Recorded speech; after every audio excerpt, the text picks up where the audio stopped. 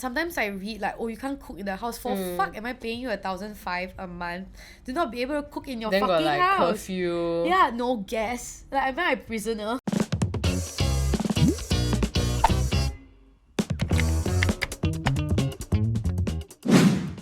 Hey guys, welcome back to another episode of Big Sis. We have another Big Sis here, Renae, and today we're going to talk about midlife crisis. Oh no. Are you in a midlife crisis?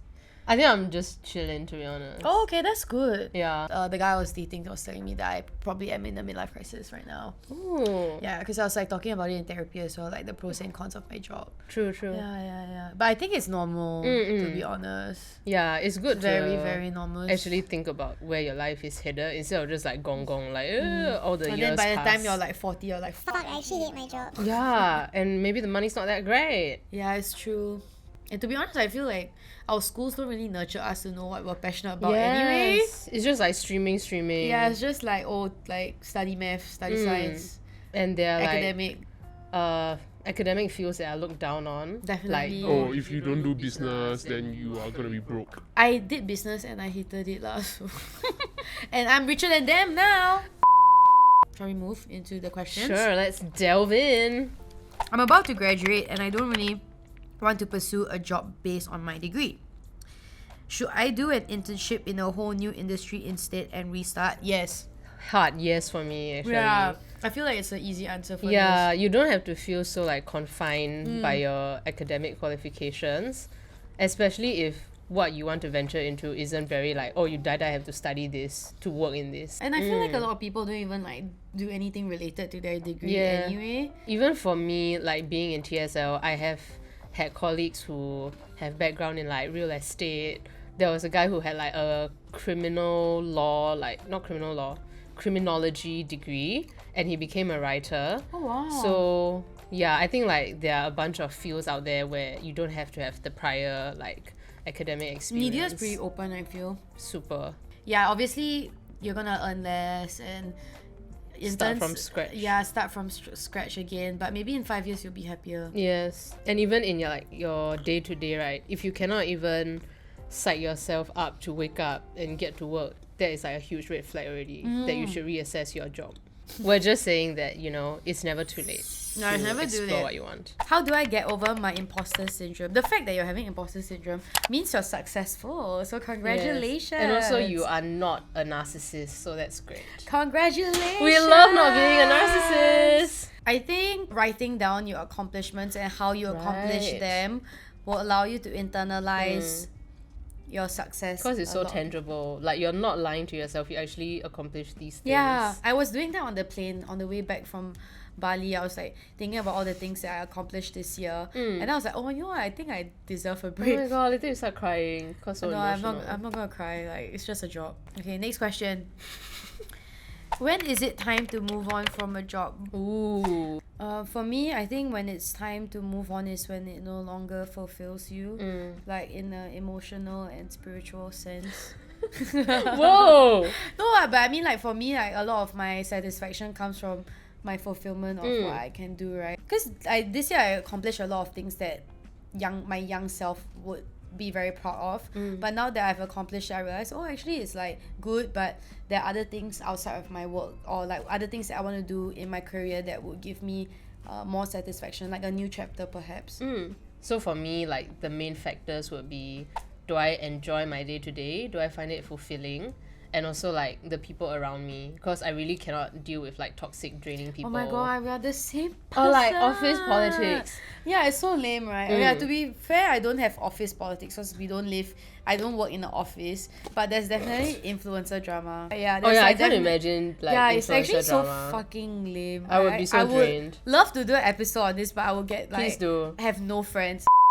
My partner and I have been together since our early 20s, but I don't think we are helping each other grow anymore. No. Question mark. Oh my god. Is that a good enough reason to leave a happy relationship? I don't think it is necessary for your partner to be responsible for your growth. For sure. Personally, I motivate myself, but I feel like if he's dragging you down, Oh yeah. then it's something to reconsider. Similarly, right? I don't really like when people think that their partner is responsible for their happiness. Yeah. Like, it's like, oh, I'm feeling like emo today. Like, of course they can be there for you and like, you know, sayang you. But if you make it their duty for whether or not you're happy, right, that's really fucked up. And it's like A lot of emotional pressure. burden for them already.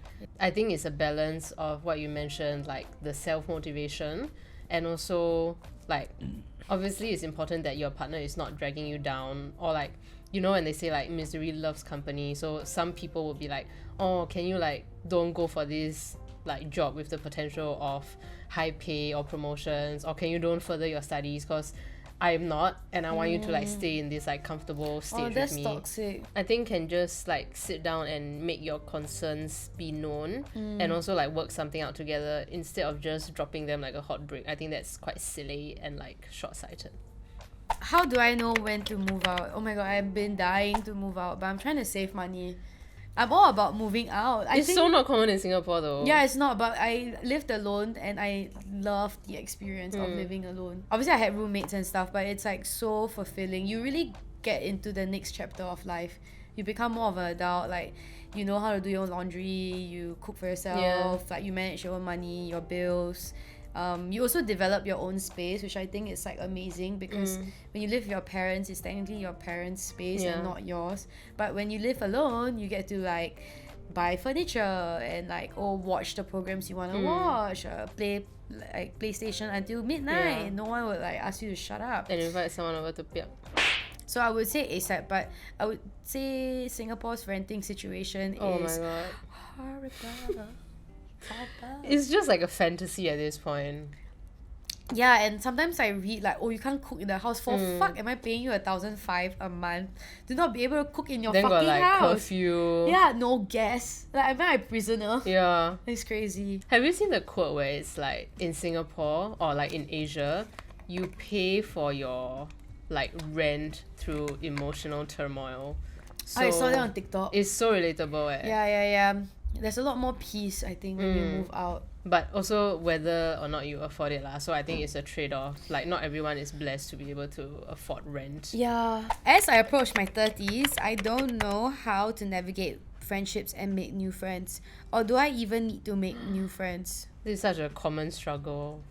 I'm very contented with my friend group as of now. That's why I don't feel the need to like make new friends. I have been in this place before though. Like it was so bad that I went on dating apps to make friends, like female friends.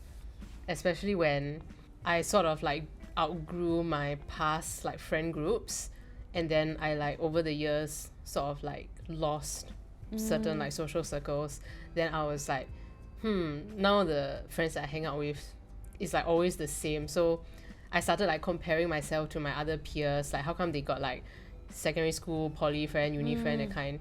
Then it was very rough for me when I went through my breakup because I felt like I don't have proper like female support system who I can like vent to. That's why I went on dating apps to find friends. But Did that work out? it actually did. Like I still have Oh. like some female friends. Interesting. Actually they were like looking for love lah, so they're like lesbians. Oh. I was like, sorry, I'm like strictly dickly. I think another great way to make new friends is like various communities. Like if you always go for yoga class or dance class.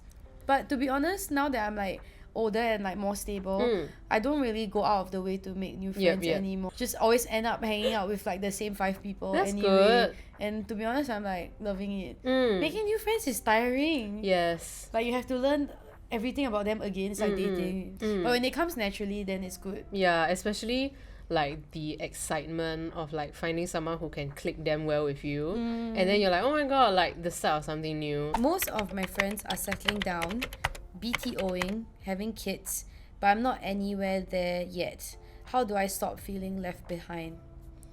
To be honest, like when Nicole told me she was settling down and she already has a HDB, I was like, what the fuck? You're like not even like you're 24. Yeah. I was like, what's You're the a baby. I was like, what's the rush? And then she was saying like all her other friends were like settling down. I was like, huh? Like I don't even like want to fuck. I don't even want to get married till I'm like 30. Okay. There's like still so much life to live. So I don't think you should feel left behind. Yeah. Definitely don't compare. But I think maybe it's also time to find a group of friends who probably like at the same page as you, so you won't feel so isolated. Yeah. Because like, you know, sometimes when you're single and all your friends are in relationship, you just fucking sian. Or like they're all parents already, then they You're cannot like, go what tumsi with you. yeah, it's true. Find like friends that are on the same page. It's super important. Otherwise, you'll feel like something is wrong with you. Yeah. But actually, you'll realize that there are people your age or even older who are like doing their thing and they are feeling great about it. I feel like all I do these days is work, eat with my loved ones, and sleep. Oh, I think this is a Singaporean problem. How do we have hobbies as adults? I literally was thinking about this. I was just like, what hobbies do I have outside of my job? But yes, it's very important to have hobbies because I think they give you some sort of like balance, and when work is not going so well, you can have your hobbies to like take your mind off things. How do we develop hobbies though? I think like it's important to set aside time. If you already have your hobbies, to like set aside time and go and like do them. If you haven't found something, then like go and like try things out. Yeah, trying new things.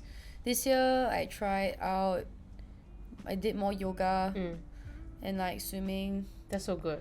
Exercise is a hobby of mine. Yeah, it's very good for mental health also, not just physical health. Legit. I think also don't feel like your hobby is something that like it must be very high level for it to be fulfilling. Like even like a annoying kind of hobby is good.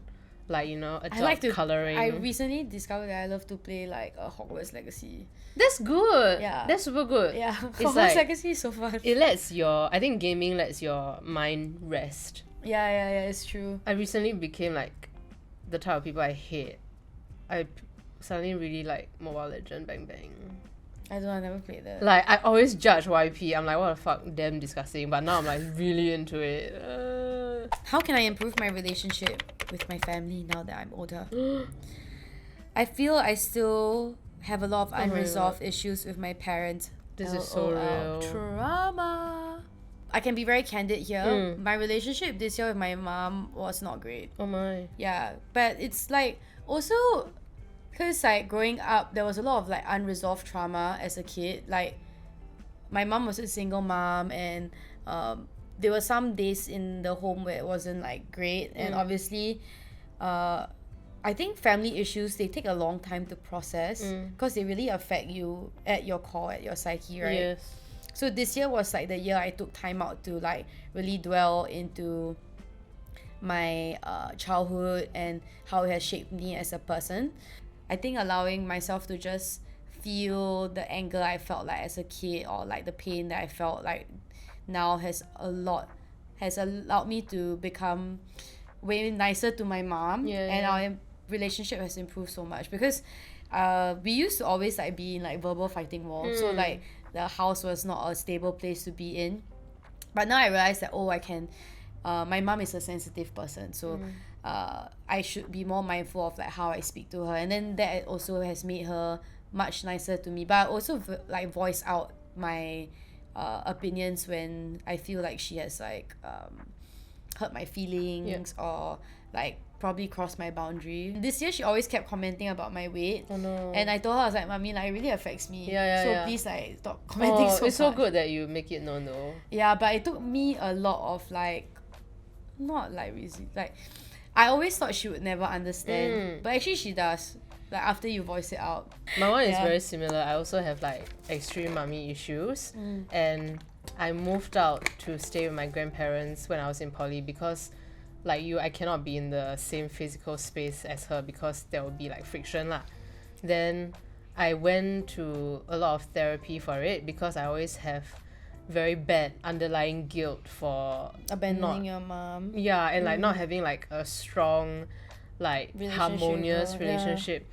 So I think something that was very beneficial for me to realize, and like it reduced me to like a puddle of tears, is that our parents weren't born with like the knowledge of how to be good parents. So a lot of the times they are not even aware of how they're fucking you up, especially like Asian parenting. And it's so true. When I look at my mom's case, right, it's super obvious to me that she is the way she is because her parents fucked her up. Yeah. So I have to like forgive her for that. What my therapist told me is that essentially I shouldn't navigate life waiting on my mum to give me an apology, because if that is like what is hinging on, I'm only gonna be disappointed and hurt. If things are like really very chaotic at home, it's important to draw the boundary. But at the same time, I think the fact that this person has the desire to strengthen the family relationship, that is very good and like commendable. But just be aware that even though you're putting in effort, to not be so affected if it doesn't go both ways. Yeah, because you cannot like control how they're gonna respond That's so to your true attempts. though. Yeah, that's very true.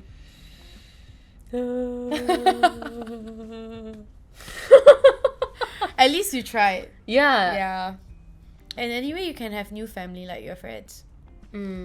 I feel that everyone has life figured out except me. But honestly speaking, right? Everyone tells me this. No one has their, like no It's one knows what the fuck is going on. Yeah, you never know what battle they are fighting. That is something very important to know, because like I'm sure a lot of people look at you or other influ and be like, oh my god, I like wish how you call it influ. I'm very lazy to say the full Influ. thing. Influ. Like they'll be like, oh, I wish I had their life. They seem to have it so easy. Just like take photo, get free shit.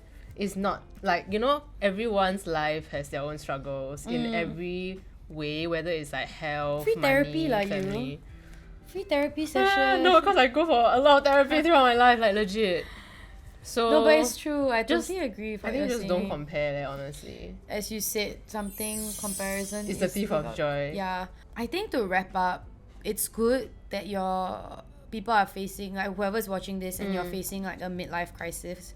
I think it's a good thing because it means that you're reflecting and you're in the process of change and growth. So it doesn't mean like it's a bad thing to be dissatisfied with your life. It's just a passing moment. So it may take a while to get out of it. So try not to dwell on it, and like if you're taking active steps every day to improve your situation or just allowing yourself to feel like shit, it will pass. It's true. It's very good to have that awareness so you can like take stock of where your life is headed. But of course, definitely don't dwell on it and don't like compare with other people and be like, oh my god, I'm not where I'm supposed to be. Hey guys, if you watched till the end, I love you. Thanks for watching this video. And let us know in the comments down below what else we should discuss. Remember to like, share, and subscribe, and we'll see you in the next episode. Oh, follow us on Instagram too. Bye. Bye bye.